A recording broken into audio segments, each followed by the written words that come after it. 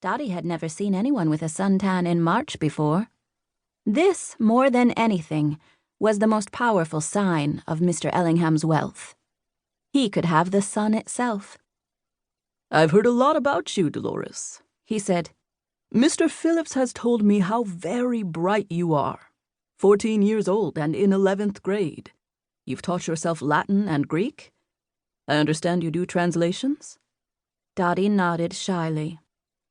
"Do you sometimes get bored here in school?" he asked. Dottie looked at the principal nervously, but he smiled and nodded encouragement. "Sometimes," Dottie said, "but it's not the school's fault." Both men chuckled at this, and Dottie relaxed a little. Not much, but a little. "I've started a school, Dolores," Mr. Ellingham went on. "A new school, where special people like you can learn at their own pace, in their own way, in whatever manner suits them. I believe learning is a game, a wonderful game." Mr. Phillips looked down at his desk blotter for a moment. Most principals probably didn't think of learning as a game, but no one would contradict the great Albert Ellingham. If he said learning was a game, it was a game. If he'd said learning was a roller skating elephant in a green dress, they would go along with that too.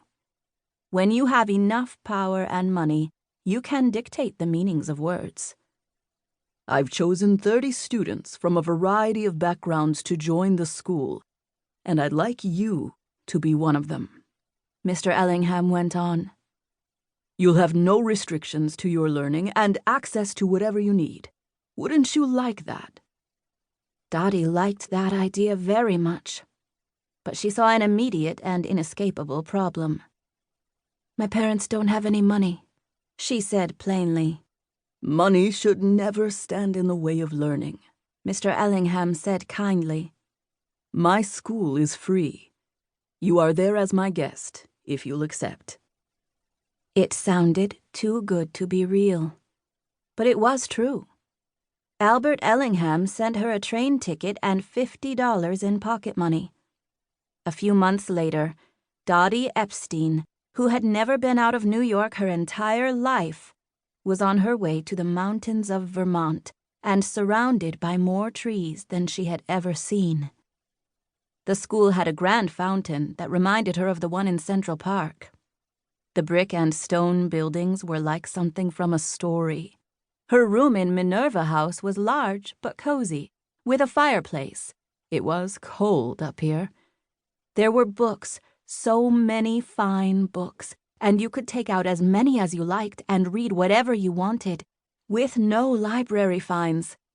The teachers were kind. They had a proper science lab. They learned botany in the greenhouse.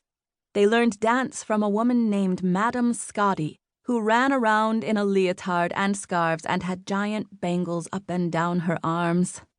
Mr. Ellingham lived on the campus with his wife, Iris, and his 3-year-old daughter, Alice. Sometimes, fancy cars came up the drive on weekends, and people in marvelous clothes stepped out. Dottie recognized at least 2 movie stars, a politician, and a famous singer. On those weekends, bands came in from Burlington and New York, and music came out of the great house until all hours of the night. Sometimes Mr. Ellingham's guests would walk the grounds, the beads on their dresses winking in the moonlight. Even in New York, Dottie had never been so close to celebrity. The staff was careful to tidy up, but the grounds were vast and full of hiding places, so they left traces everywhere. A champagne glass here, a satin shoe there. Endless crushed cigarettes, feathers, beads, and other detritus of the rich and wonderful. Dottie liked to collect these strange things she found and keep them in what she called her museum. The best thing Dottie found was a silver lighter. She flicked it on and off and was pleased by its smooth motion. She was definitely going to turn the lighter in. She just wanted to hold on to it for a while. Since Ellingham gave its students freedom to work and study and wander, Dottie spent a lot of her time on her own. Vermont was a different sort of place. This wasn't like climbing.